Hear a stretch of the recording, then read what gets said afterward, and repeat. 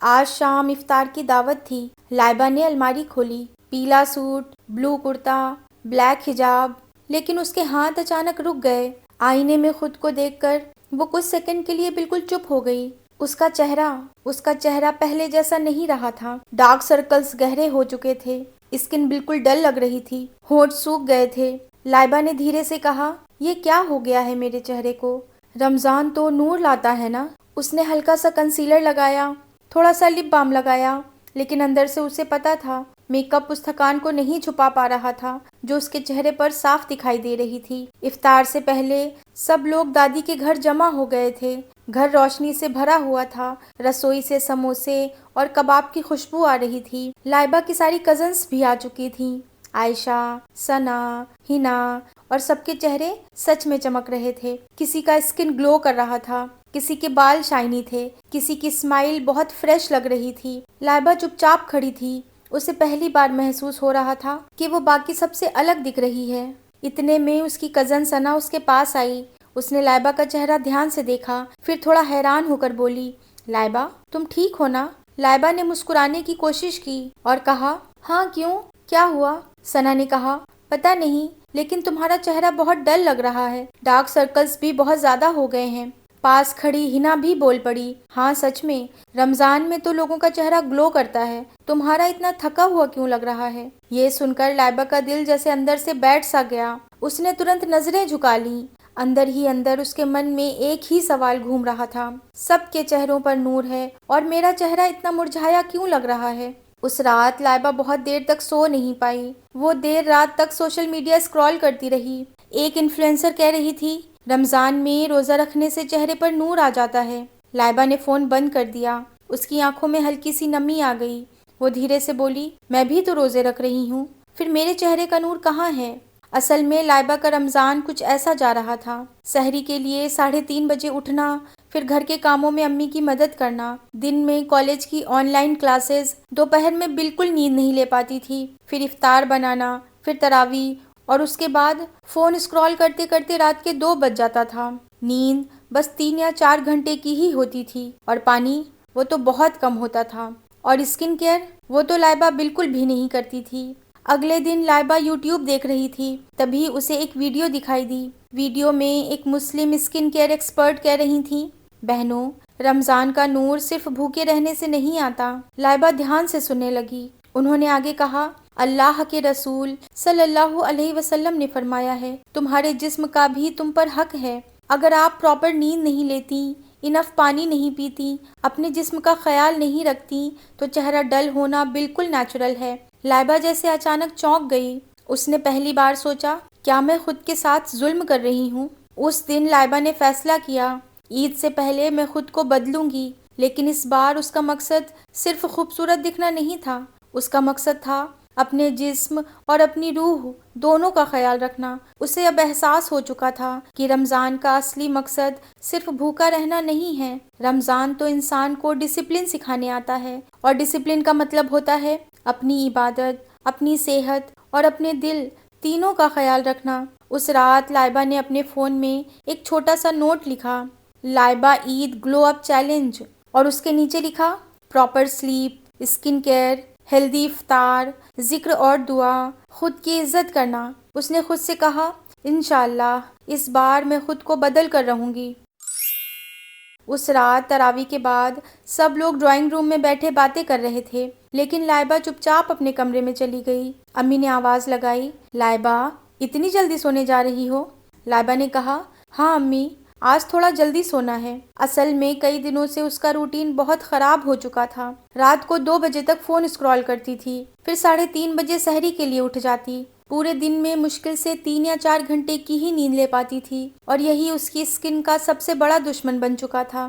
اس رات اس نے phone silent پر رکھا، اور سچ میں کئی دنوں بعد 6 گھنٹے کی گہری نیند سو پائی۔ صبح جب وہ اٹھی تو اس نے سب سے پہلے آئینے میں خود کو دیکھا۔ کوئی بڑا چینج نہیں تھا، لیکن ایک چیز ضرور تھی، اس کے چہرے کی پفینس کم تھی اور چہرے پر ہلکی سی فریشنس تھی۔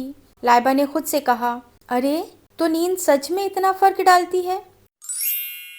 دوسرے دن لائبہ نے ایک اور چیز نوٹس کی۔ رمضان میں وہ بہت کم پانی پی رہی تھی۔ افطار اور سحری کے بیچ بس 2-3 گلاس ہی پانی پیتی تھی۔ اس نے ایک نیا رول بنایا، افطار سے سحری تک کم سے کم 7 سے 8 گلاس پانی پینا۔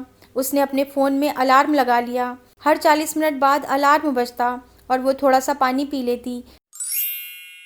تیسرے دن اسے ایک فرق محسوس ہوا، اس کے ہونٹ اب اتنے ڈرائی نہیں لگ رہے تھے۔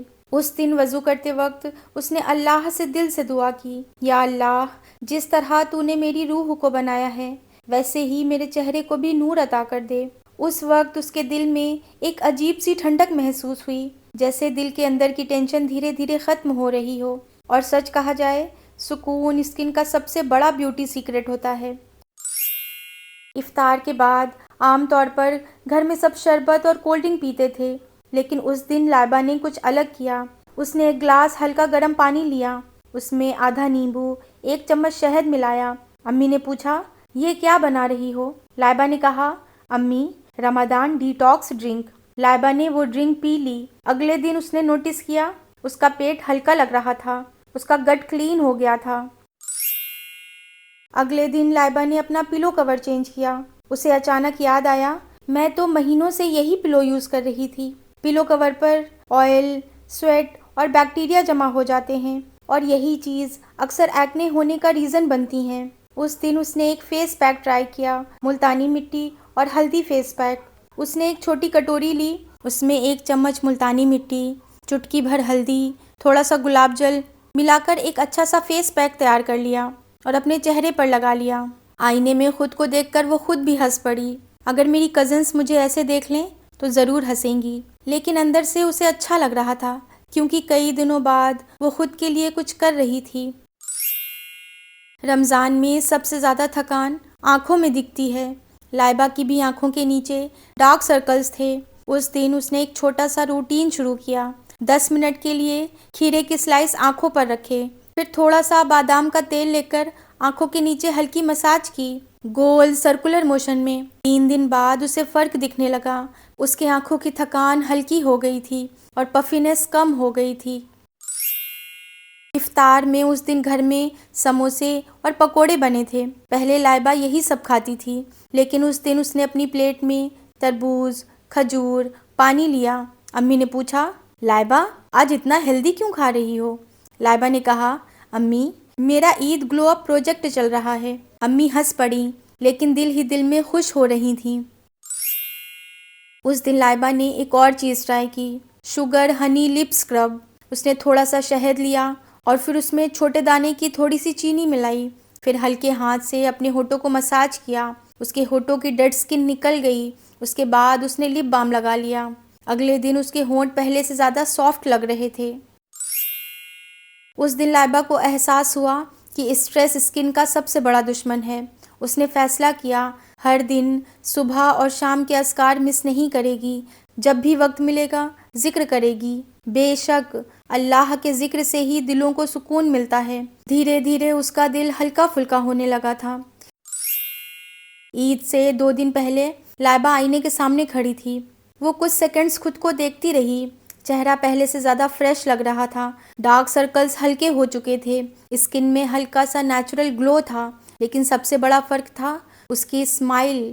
اب اس کے چہرے پر سیلف ہیٹ نہیں تھی، اب اس کے چہرے پر ایک کانفیڈنس تھا۔